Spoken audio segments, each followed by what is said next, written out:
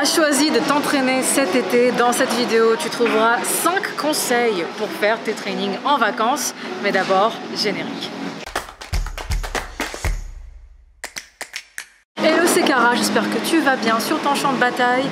Déjà, puisque tu regardes cette vidéo, cela veut dire que tu as choisi de continuer à t'entraîner cet été. Et rien que pour ça, tu as toutes mes félicitations. Félicitations parce que ça veut dire que pour toi c'est plus qu'une mode, c'est plus qu'un moyen d'obtenir un summer body à quelques semaines de l'été. Ça veut dire que pour toi c'est vraiment devenu un lifestyle et quelque chose que tu vas maintenir sur le long terme pour pas juste obtenir un summer body mais un body pour la vie. Et rien que ça déjà c'est une très bonne chose parce que c'est comme ça que l'on obtient les meilleurs résultats, mais surtout que l'on les maintient sur le long terme. À chacun de mes personal training en été, c'est toujours le truc que je dis à mes guerrières. Déjà, bravo de continuer et de choisir de t'entraîner pendant tes vacances, pendant l'été. C'est vraiment, vraiment, vraiment une très, très bonne chose. Attaquons maintenant les 5 tips et commençons par le premier. Quadriller le terrain. Est-ce que tu pars en vacances ou non? Est-ce que si tu pars en vacances quelque part, il y a une salle de sport ou non? Est-ce que tu vas choisir de continuer à t'entraîner comme à ton habitude, en salle de sport ou à domicile à ce moment-là? Est-ce qu'il y a des haltères à ta disposition ou non? Est-ce que tu pars avec de la famille ou avec des amis? Et à ce moment-là, est-ce que c'est compatible avec eux?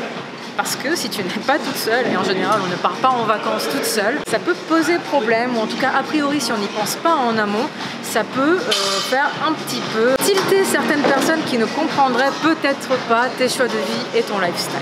Donc déjà ça, quadriller le terrain et savoir où tu vas mettre les pieds, ça semble un peu basique dit comme ça, mais sincèrement, pour l'avoir vu, ce n'est pas toujours évident pour tout le monde.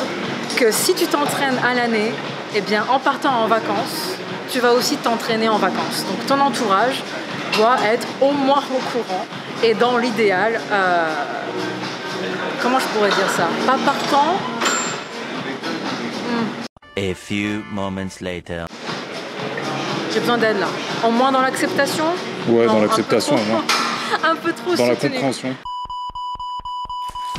Ouais, dans la compréhension. Dans la compréhension. Oui, oui, oui, oui, oui, oui, oui.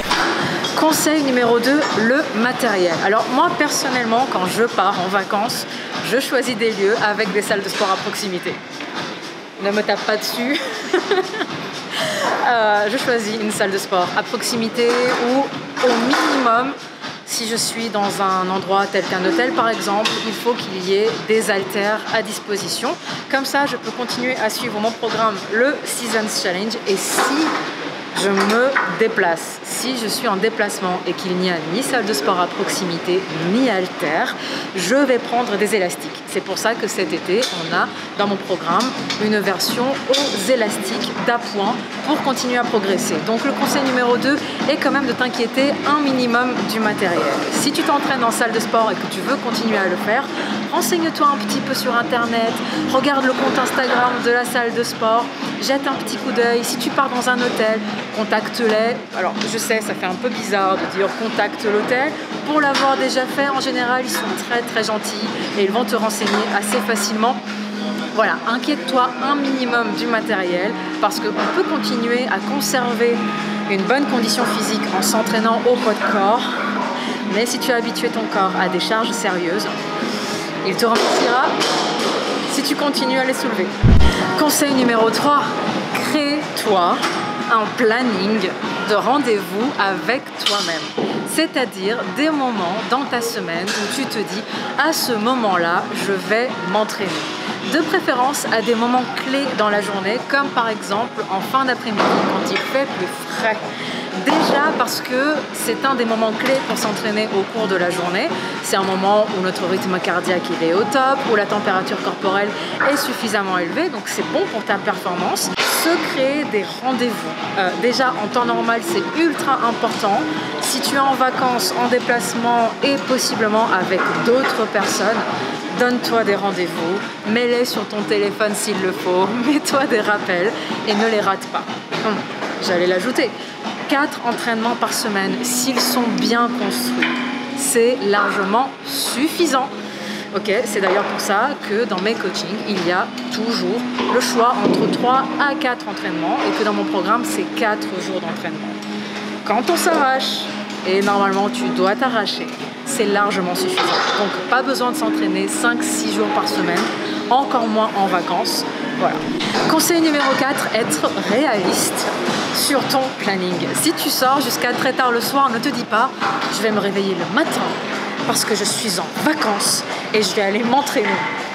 Non, tu vas le faire une fois, tu vas peut-être le faire 2 fois et à la 3e, tu vas dormir jusqu'à midi, 13h peut-être, hein, je me mouille un peu. Et tu vas te dire, je lâche l'affaire, je ne continue pas à m'entraîner. Si tous les après-midi, tu te dis, voilà, c'est randonnée, c'est visite, on va profiter, que tu es avec des personnes, tu vas pas te dire, je vais m'entraîner en plein milieu de l'après-midi. Si en fin d'après-midi, pour toi, c'est l'heure de l'apéro et que l'apéro, c'est sacré, ce que je respecte, ne te dis pas, je vais m'entraîner à l'heure où la famille, les amis, tout le monde va être à l'apéro. Sois réaliste dans ton planning. Déjà, encore une fois, à l'année, c'est très important d'être réaliste sur ses objectifs personnels, sur le temps que l'on va mettre à les atteindre. Être réaliste en vacances, sur son planning, sur les aléas, sur tout ça. C'est te préserver au final et préserver aussi les personnes qui sont avec toi. 5e et dernier conseil, si tu t'entraînes l'été, tu ne le regretteras pas à la rentrée. Et si ça rime, c'est que c'est vrai. C'est la phrase que je vous répète sur Instagram quasiment tous les jours en story et c'est le cas. Donc, si tu rates un entraînement, si tes performances sont moins bonnes, si tu n'es pas au top, si tu n'arrives pas à être régulière dans l'effort, ne te torture pas. C'est les vacances, c'est le moment aussi de profiter. Il ne faut pas que l'entraînement devienne une contrainte. Il faut que ça devienne un moment que tu t'accordes, un moment qui te fait du bien, quelque chose que tu fais pour toi. Donc, continuer à s'entraîner pendant l'été, c'est top. Ça veut dire que c'est vraiment devenu ton lifestyle. Je l'ai dit au début de la vidéo, je le redis à la fin, comme ça, il faut que ça rentre. Donc, ne te torture pas si tes performances sont un peu moins bonnes. Tout va bien. Déjà, tu continues à t'entraîner et c'est vraiment l'essentiel. Et voilà, c'était tout pour les 5 tips pour continuer à s'entraîner en vacances et pour s'organiser pendant ces vacances. Si tu as aimé la vidéo, tu n'oublies pas, tu me laisses un petit pouce. Ça soutient la chaîne, c'est 100% gratuit, ça me fait plaisir. Et si tu n'es pas encore abonné, je ne sais pas ce que tu fais dans ta vie, abonne-toi en appuyant sur la petite clochette notification pour brûler jusqu'à 1 millionième de calories. Et tout ce qui nous fait bouger notre boutique, on aime ça. Je te dis à la prochaine pour une nouvelle vidéo. Ciao.